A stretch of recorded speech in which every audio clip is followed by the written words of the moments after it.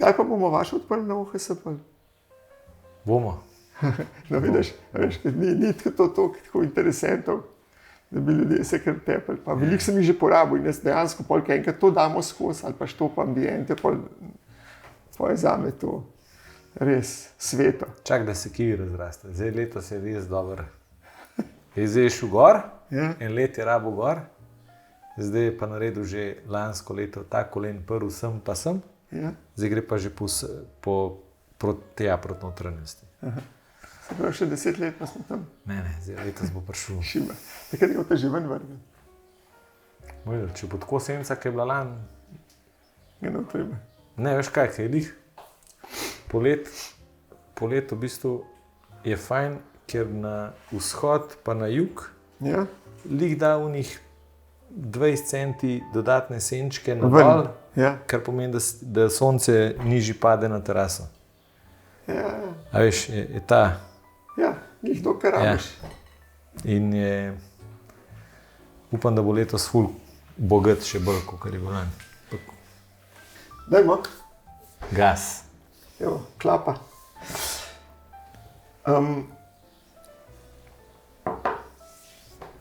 Živijo. Kdo je to geek? Geek? Od najdveh, kdo je geek? Ne, od najdveh, kdo je kaj geek? pomeni biti geek? Geek je... To je zdaj definicija povedati. Jaz bi rekel, da je geek nekdo, ki je nad neko stvarjo toliko navdušen, da se zagika v to stvar, kar pomeni, da jo zelo naštudira. Zdaj, večinoma so geeki v tehnologiji, ampak so pa tudi v vseh drugih disciplinah. Ne? Aha, veš, na to pa nisem nikoli pomislil, da bi lahko bil geek tudi iz česa drugega. Ja, ti si arhitekturni geek, ne?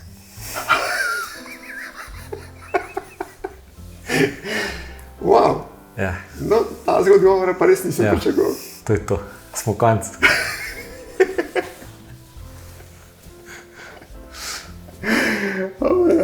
Nekaj, to me je res zanimalo, kaj bi ti na to rekel, kdo je to geek, sem z odgovorom prav čisto presenetil. Ampak vse v resnici... Ti to verjetno si mislil, da bom jaz zdaj šel na tehnologijo, računalništvo, Ja, tako ja. Ja, ampak... Pa ni, ne? Ne. Jaz, to ni piflar, ne? Piflar bi bil nerd. Po mojem še najbližji pride knjižni mol, ne? Ta mol del, da si pač, da se rad v eno stvar poglobiš, ne? Uživaš v tem, da si nekje poglobljen. Po mojem, da je to tono. A veš, da tudi mogoče ekonomsko nesmotrno se poglobiš v eno stvar. Ampak zakaj se je to pravzaprav prijel najbolj glih v IT-u, oziroma v računalništvu za geek? Ker dejansko se prej, dokler ni bilo računalništva, ni noben uporabljal te besede. Ja, ne vem, izvora zares ne vem. Ampak... Ker make sense ta definicija, kot si jo ti povedal, ampak dejansko bi pa rekel, da se je pa s tem to pojavilo, so se pojavili geeki. Možno.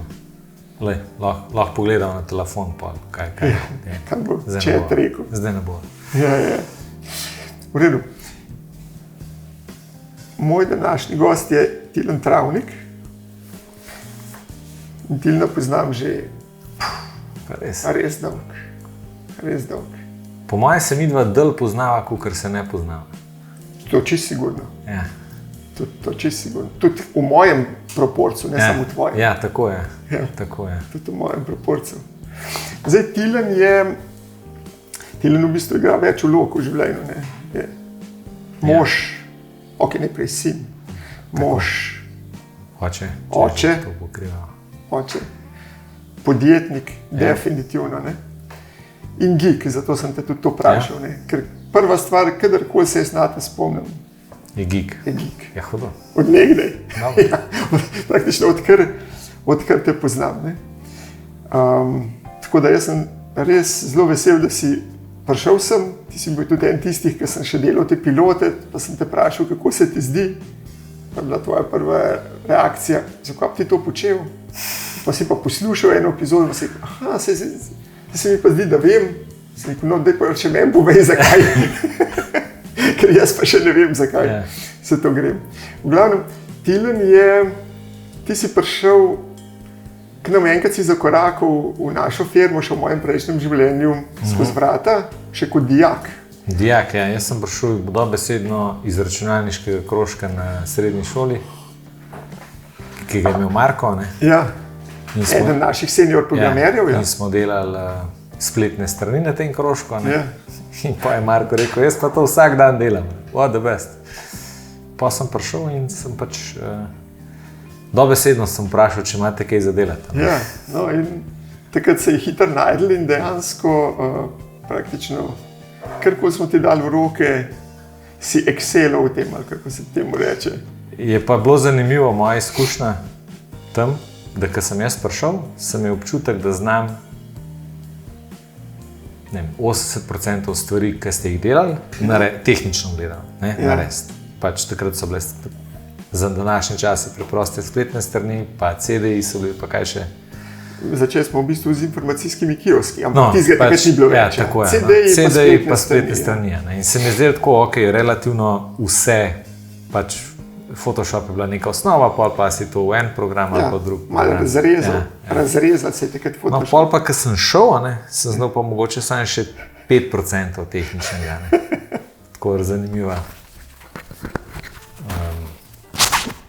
transformacija industrije. No, to nisi nikoli povedal. Ja, ampak vse dejansko.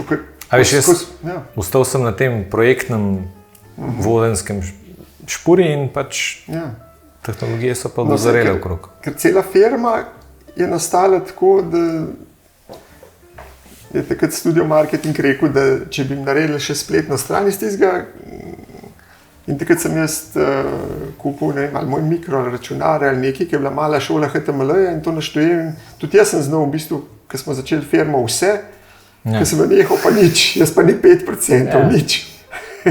Od tega, kar je bilo takrat treba. Tako je. Sam neko logika je ostala. No in ti si potem prišel od dijaka, dijaško si praktično, potem si skozi delal do faksa in še med faksom malo.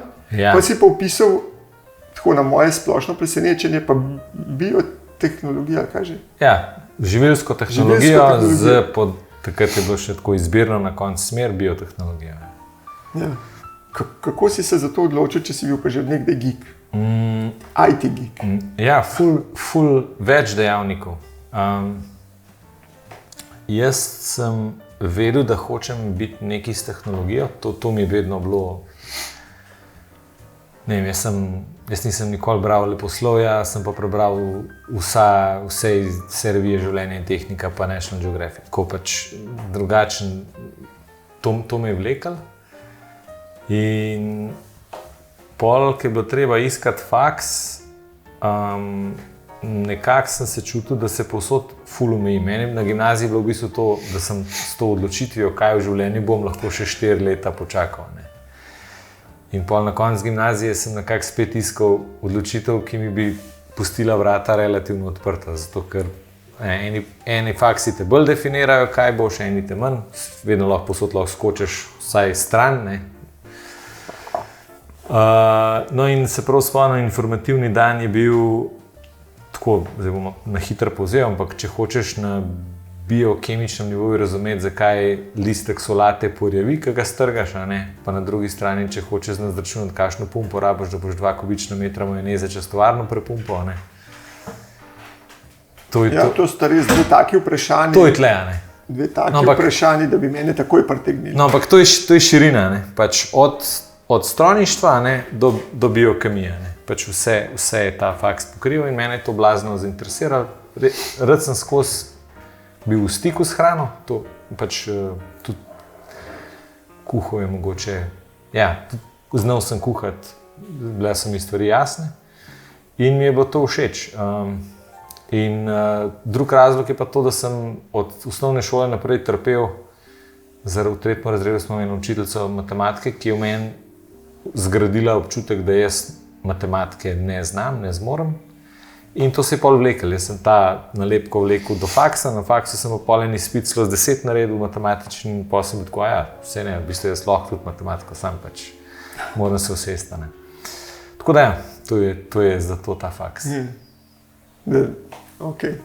No, tako kot sem rekel, ta širina, koliko rabiš močno pumpo za majonezo pumpati, pa za kaj listek solate porjavi, to mislim, da bi mene takoj pritegneš, čeprav čudno, da nisem najdel tega informativca v mojih letih. Ja, no, pa sej. Ja. Ok, v redu, fair enough, v redu. No, v glavnem, ampak pol, ko si to dokončal, si pa spet prišel pol k nam, ne? Takrat si rekel, v bistvu neko optiko si še vmes napelval. Ti si bilo sam, ker sem na diplomo čakal, ne? Pač študentsko delo. Lih pri sosedu je bilo convenient, pa fajn za glavo spucati, pa tako zunaj je bilo.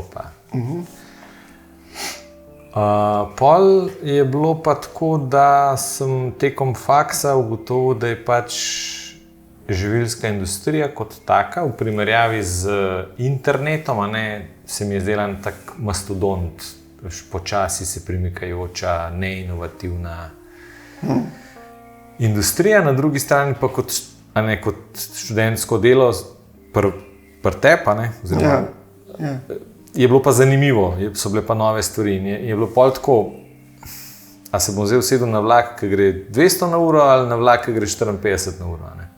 In pol valjda na tem vlaku na 200 na uro sem se bolj počutil.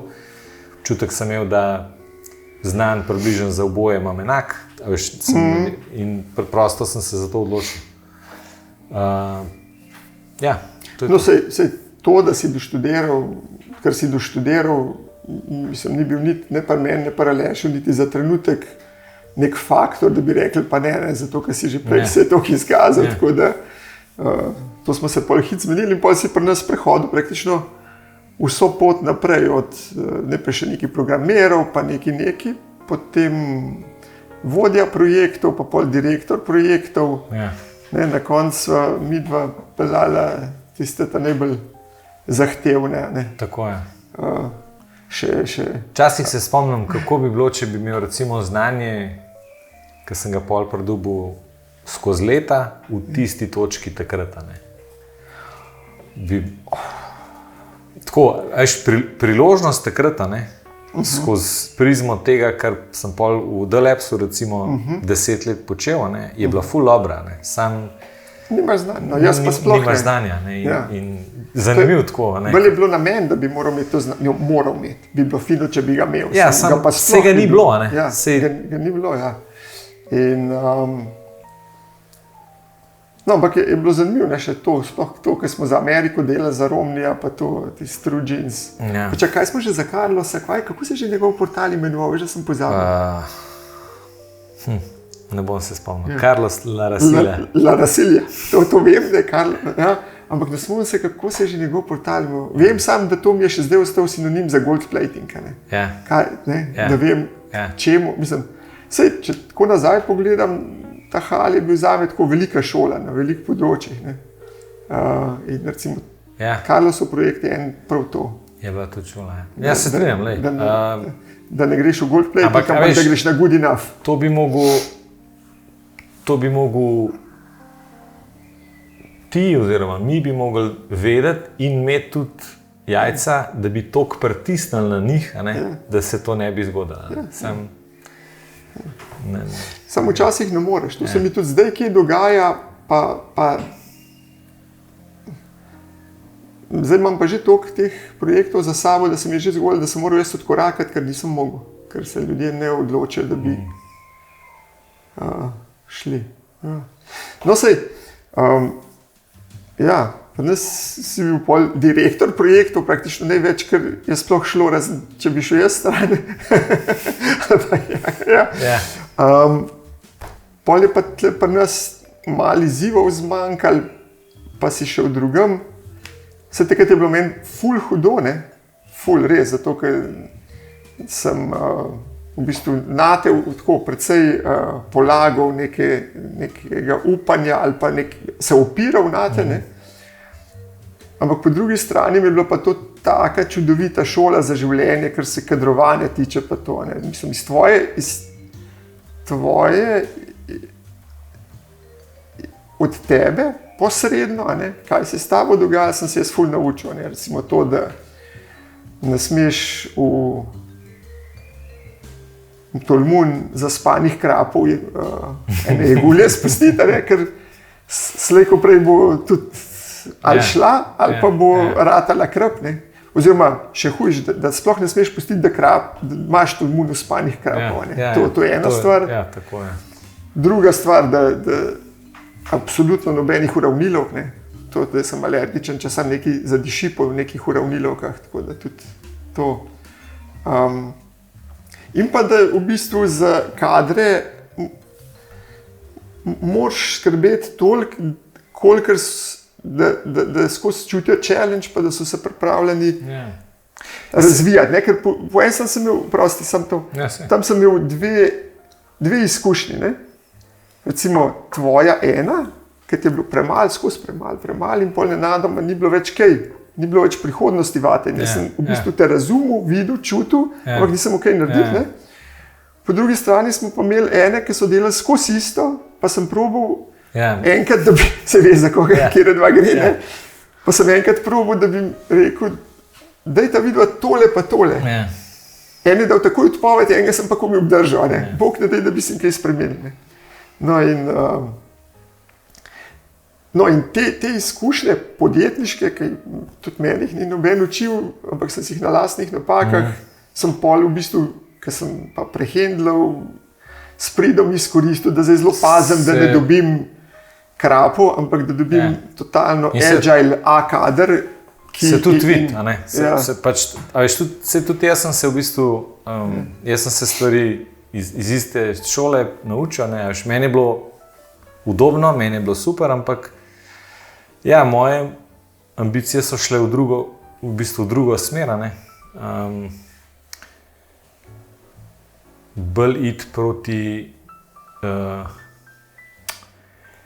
ne vem, a mi je to rekel en od naročnikov še v Halu, ali že pol v takratni Domenci, ampak nekdo, en član uprave, pa smo imeli Luko, pa smo pa, ne vem, Petrole, pa whatever, je rekel, vse veste, fantje, ne, internet je najpomembnejša izmed nepomembnih stvari za našo firmo. Ne. In to je bilo meni tako, jaz to nočem, jaz hočem delati najpomembnejše od pomembnih stvari, ki so interneta. Ne. Tako da sem pol iskal... Ne vem, če ni to enkrat prijavil kdo, Vuk Čosič. Mogoče, da je on posredno. Ampak jaz se od njega tega izraza spomnim. Stari, pa mi to delamo. Ekranizirana brošura, to je bil njegov izraz. Ampak da delamo najpomembnejšo stvar od nepomembnih. Od njega se jaz tega izraza spomnim. Pa od njega, ampak mogoče od njega v kontekstu, ne vem, ene od teh velikih firm. Ja, in pa je tista priložnost prišla z živim organizmom, v mojih očeh živim organizmom, takrat mimo vrste. In ja, je bilo res zanimivo. Ko smo naredili eno napako in pač naslednji dan ni bilo 20,000, 30, ali šteli smo, koliko je izpad prihodkov in to je bil tak, ki bi mi adrenalin špiknil v žilo, ne, v smislu, wow, ne, to dejansko obstajajo posli, ki dejansko so odvisni od tega spletna stran dela. Hal je, dobro, v startup segmentu je bilo tudi to, ampak mogoče nismo tega živeli. V tem korporacijskem segmentu je pa pač... Tako je. Tako da je, to je bila tranzicija. Sem pa skozi od v bistvu že od kar sem se odločil, da grem v Hal, nekako sanjaril, da bi najdel pot nazaj do tehnologije, do hrane, sem skozi malo mislil, da bo to skozi neko platformo, ki se bom spomnil, da bo neki dostava, priprava, neki. Eno so ideje, kako misliš, da boš naredil, pa kako se zgodi. Ampak ti si pol ti si šel v Domenco najprej, pa kaj je pol ratala DLabs ali je DLabs? Ne, takrat sem šel jaz v bistvu, to je bila Domenca, se je rekel, bile so v bistvu 3 firme, ena firma, ki je imela hosting pa domene, to je bila tukaj ime, pa je bila ena firma, ki je delala spletni razvoj, to je potem postal DLabs in mimo vrste kot, pa so pa to tisti lastniki tako po kosih prodali. Domenco enemu, mimo vrste drugemu, mi smo pa ostali. In pa smo mi z DLabs. Takrat je bilo to domen, ampak pa se takrat z Jakotom rekla, to je pa priložnost, ne očitno tako najtežje prodajo, da je ga pa pol midva po neki primerni ceni kupiti. No in pa se nam je en od lastnikov obstoječih pridružil in smo naredili, kaj je to, menedžerski odkup. Ja, ampak to že pol, ko ste nekaj časa ja, bili. To je bilo po ene 3 letih. 2-3 letih se je to zgodilo. In tam si ti pa najbolj zagazil to, da ste delali, če se prav spomnim, za startupe v Angliji. Ja, tam je bil pa v bistvu fokus na angleškem trgu. V bistvu mene je ta izkušnja izhala, ker smo delali za Mihata. Ja. Me je v bistvu... Točno se smo še za Mihata delali še prej. Me je navdušil. Tako, razumel sem princip, pa smo pa v bistvu po naključju dobili eno stranko iz Anglije, ki je hotela gold platati. In sem jaz skoraj infarkt doživel in se prav spomnim, ker sem pisal še takrat Jakatu pozno zvečer, da jaz ponudbe za to, kar ta tip hoče, ne bomo dal, ker pač se bomo zaštihala, ne? In pol sem mu napisal en esej, kako bi se jaz tega lotil. In pol je ta človek naslednji dan klical in nas začel nadirati, kva se mi gremo, da mu solimo pamet, kako se mora lotevati. No, na koncu je rekel, dobili ste posel. Tako da to je bil pa pol ta boost, zakaj Anglija, zakaj... Pa zdaj pa Jaka počast, ja, preselil in tako naprej. Tako da je pač tle smo pol gradili, poslej čez par let se je temu začeli reči startup studio, se pravi firma, ki razvija startupe. Ja, prav ne slučajno, da ste imeli tako klientelo, ampak prav specializirali ste se pol na startupe. Ja. Mi smo v bistvu imeli smo nekaj časa še Petrol za stranko, kot zadnji. Čakaj, za Halom je Petrol, kdo je že Petrol dobil za Halom in drug? Pojmanje. Pa ste pa še vi? Ampak mi smo to zgodbo pol mogoče 2013, 2014 zaključili in pa so bili samo še startupi. Tako smo se tudi naučili, kako investitorji razmišljajo, ker velikokrat je bilo tako, oziroma se firma še zdaj obstaja in to dela, da pač tudi razmišlja, pomaga temu founderju startupa razmišljati, kako zdaj investitorje prepričati, s katerimi dokazi. Se pravi, ne samo web, ampak tako, the whole service. V bistvu tako, to je storitev razvoja programske opreme, ki je pa obogatena z konzultantskim delom o tem, kako razvijati produkta. V bistvu, če dam primer, ti imaš konzultantski del, kako dobra hiša funkcionira, kje stvari so pomembne, pa kje so manj pomembne, pa imaš pa statiko, materiale, strojne, elektro, cel proces. To je pa pač tisto, kar je pa pol masa storitve. Ja.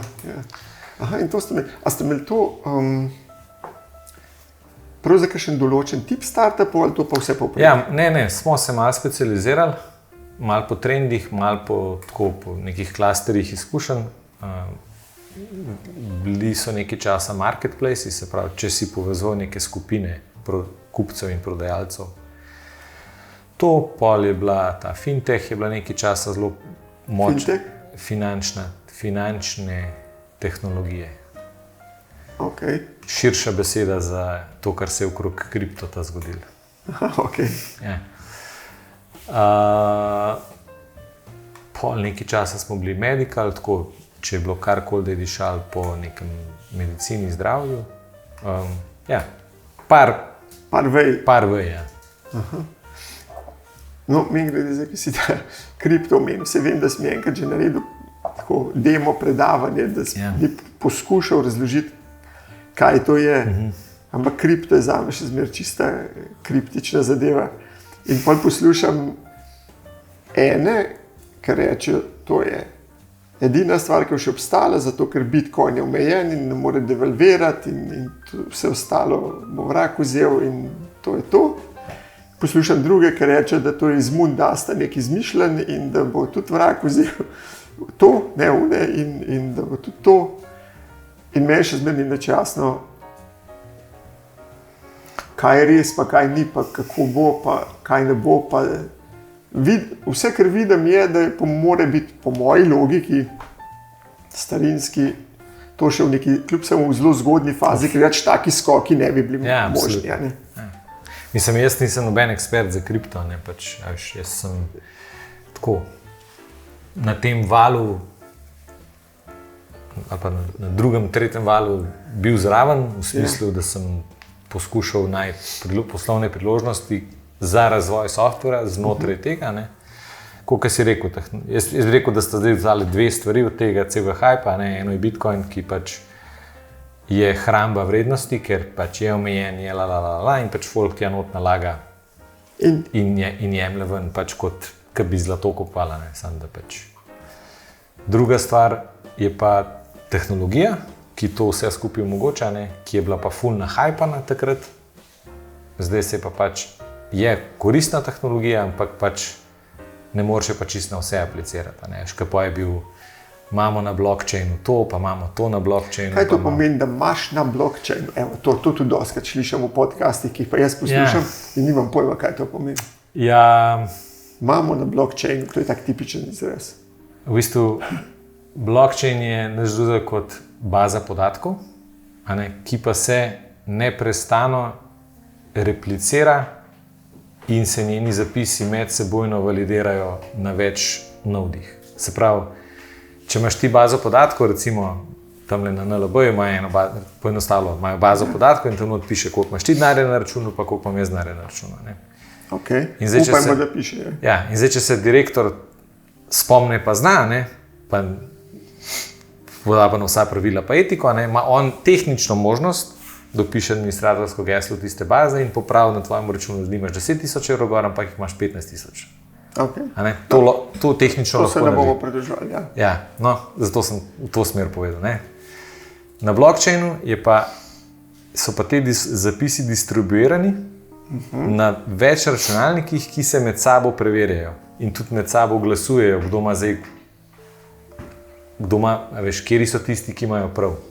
In je v bistvu na ta način narediti eno modifikacijo, ki se bo poznala povsod nemogoče. In je zato težji spremeniti podatek.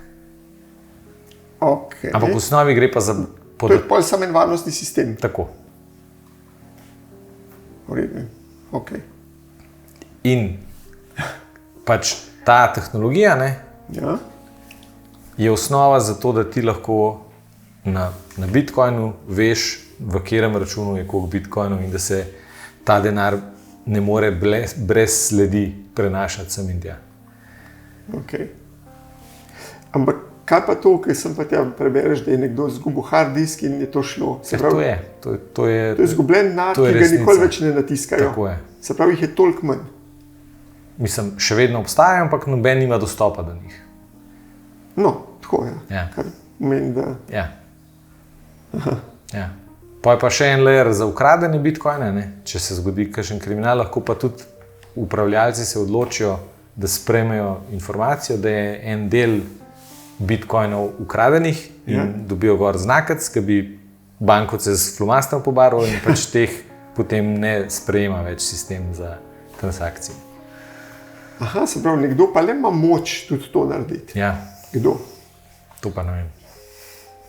Nisem toliko študiral. Mislim, obstajajo sistemi, kako se to po istih principih distribuiranega razumevanja in naredi, ampak beyond majskov, tle sem že... Zdaj, če rečeva, pa je bil pa, imamo sistem za sledljivost živil, pa sistem za sledljivost kontejnerjev na blockchainu, Ja.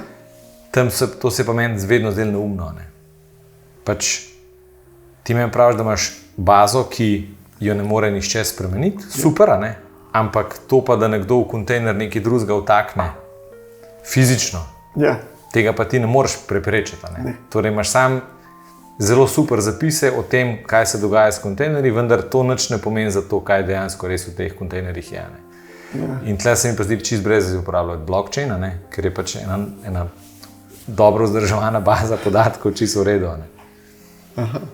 No, pa tam bi verjetno bilo lažje z nekimi airfeedi, pa to, ker ti tam pa lahko kontroliraš, kaj je v kontejnerju. Ja, ampak vse te stvari, zatakne se vedno na inputih v ta sistem. Ne? In zdaj denar oziroma valute, pač Bitcoin in ostali so full over case za blockchain, ker pač je input znan. Ne? Ti rečeš, jaz sem zdaj, tole so moje Bitcoini in jaz jih predstavim na tvoj račun, in to je edini input. A veš, ni treba preverjati, a so to zdaj Bitcoini, a so srebrni, a so bronasti, a so zlati, ali niso zlati, ampak je pač so Bitcoini. In zato je to full dobra killer aplikacija za blockchain je denar, vse ostalo je, vsaj jaz pa zelo rezervujem. Tako, recimo, zdaj ta AI boom, jaz AI boomu pripisujem veliko bolj dolgoročne posledice kot blockchain boomu. Je še veliko bolj oprijemljiva in uporabna tehnologija, kot je bil blockchain. Mislim, relativno gledano. Se gre tudi, če tako pogledaš, gre veliko več denarja v razvoj.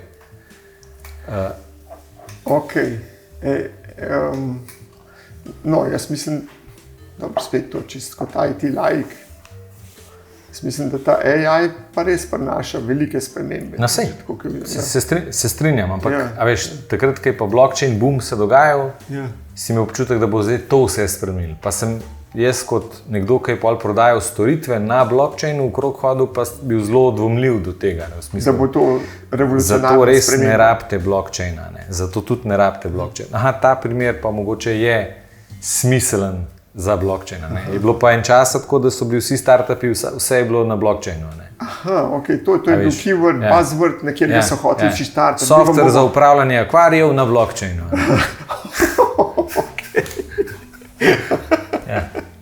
V redu. No, zdaj si skočil pa še na AI. In? Ja, nič, jaz ga s pridom uporabljam vsak dan. Kjer ga? V bistvu ni toliko pomembno, kjer ga je, ful bolj pomembno, da ga dost uporabljaš. Zanj sem poslušal en podcast, pa se ful strinjam s tem, je bilo rečeno, cirka 10 ur moraš vložiti v pač kjergakoli, ChatGPT, Gemini, kjergakoli, da dojameš, kako ga vkomponirati v svoj workflow. In pol, kaj enkrat to narediš, jaz bi rekel, da si zdaj težko predstavljam delo brez tega. Kako pa si ga vkomponiral v workflow? Recimo jaz, če imam za napisati kakršenkoli vsebinski mail, ga ne pišem več v mailu. Ampak ga napišem v ChatGPT-ju po alinejah. Rečem, pišem mail tej osebi, sporočila, ki bi jih rad dal, so ta, napiši v resnem tonu. In pol mi on vrže 3 stavke, ki so stilsko v redu in ponavadi to zalepem not, pa pol še kaj popravim, pa to je to. Pol recimo, ne vem, delam plan za četrtletje, pa rečem, smo firma v tej industriji, planiramo četrtletje, na kaj vse moramo pomisliti. In ti pač našteje ali ne, da pomisli na to. Vsebinsko nobenih predlogov znotraj tega topika, ampak topik ti pa pove. Pa ne vem, dobiš en PDF, v katerem noter so neke informacije, ki bi jih rad ti strnil v en odstavek. A ti preletiš PDF, pa rečeš, iz tega PDF-ja mi izloči za 2 odstavka vsebine, kaj je tam noter. Za tak se prav v glavnem za te vsebinske stvari pa to? Samo vsebinske, zaenkrat. Mislim, dobro, v firmi uporabljamo tudi del za slike generirati, v marketing departmentu, jaz se s tem ne ukvarjam več. Mislim, sem se poigral, ampak to je zame igračka. Ne? Ja, ja. No, ker jaz dejansko, tako sem mislil, če še kaj, ker jaz ga isto za vsebinske stvari veliko. Recimo, tipična stvar je, tako, ko boš kje objaviti, ne, in jaz imam nek opis, recimo, reference in ena stran. Pa tam piše, zdaj, da prijaviš na Odprte hiše Slovenije, moraš imeti pa omejen si 300 ali 500 znakov. Ja, recimo, super primer. Skrajšeni. Super primer. Ampak mogoče, ki je bila 3,5, zdaj sem 4 začel uporabljati. Ja.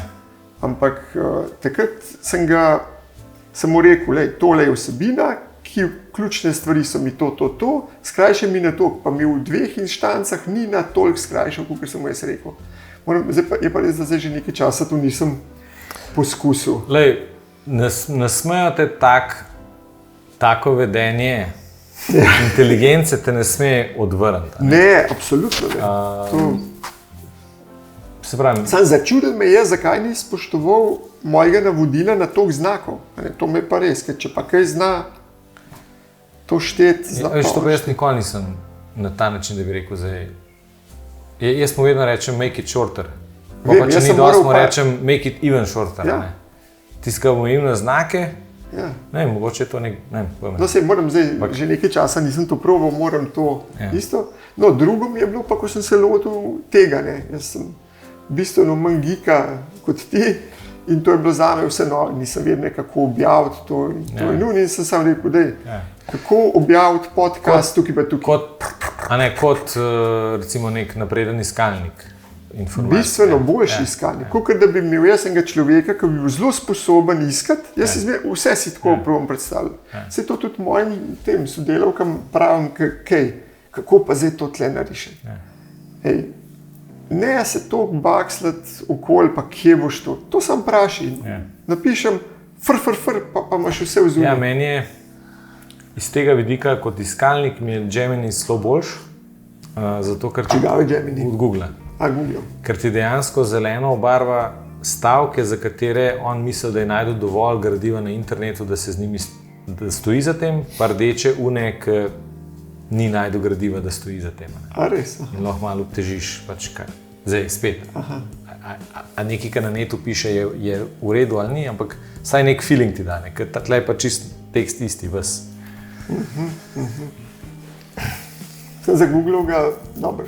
Sicer to ne vem, to nisem nikoli sprobal, se sliši, da je zelo tako indoktriniran, ideološko. Pa si meni. Ampak to je to, za te stvari, ki jih ti pa jaz rabva, je to v resnici res čisto vse. V bistvu še bolj, že kakšne neumnosti slučajno ne postavljam. Ja. Drugače le pa 4, če GPT 4 uporabiš. Ker to pa se pozna. To je pa tako bistvena razlika, sem videl, jaz sem ne pa mislil, kaj bom. Ampak je vse v redu. Ja. No, kar jaz čakam, zdaj, odkar je Xerox miško naredil, se ta interfejs ni več prav drastično spremenil do računalnika. Zmeraj bolj fancy okna, pa Macova. V telefonu se je kar spremenil, ne? A ne, govorim na računalnik. Na računalnik. Ne, ker hočem napeljati na to. In zdaj, ko ti rišeš, profesionalni program, ko ti rišeš, imaš tle, ki nekaj prenašaš, te programi zdaj je život tak, da ima toliko menijev, predstavljaj si, koliko ima naš program menijev, pa podmenijev. Prej to nekaj najdeš in je resen problem, da se ti ukvarjaš hitro bolj s tem, kako boš nekaj naredil, kakor s kreacijo. Po moje govorimo o mesecih, da bo to rešil. No, ja, in tukaj jaz pa res pričakujem delač največ od tega. Zato, ker imaš nekaj narisan, pa da mu rečeš, daj mi sestavo te pa te stene pospravi takole, pa daj osna. Mislim, če vzameva, da bi mu lahko tako povedal, kot bi enemu izurbenemu uporabniku povedal, ki zraven tebe sedi, pa je to čista zmaga. In jaz tudi mislim, da v bistvu pričakujem, da bo to revolucionariziralo interfejs sploh na takih programih. To se strinjam. Tudi recimo, se grejo lahko na drugo področje, ki je zelo podobno, pa podobno štorasto. Že recimo upravljanje koledarja. Upravljanje koledarja. Pač to, da imaš ti v koledarju stvari, ki jih hočeš imeti not, pa stvari, ki jih nočeš imeti not. Še vedno se z njimi ukvarjamo, pa neke stvari klikamo, da pa nekje je v koledarju, pa malo vlečemo dogodke. Pa. Ja. Tako, zakaj? Vse imaš dostop do maila, veš, kaj se v mailu dogaja, da je preprosto mi ured koledar. Aha, ok, to si jaz nekaj ne upam upati, da bi tako, ampak to bi verjetno pa šlo, ja. Ker recimo zdaj mi je bilo zanimivo, glih ta Archicad, ki ga mi uporabljamo, je pa en drug prvi korak naredil.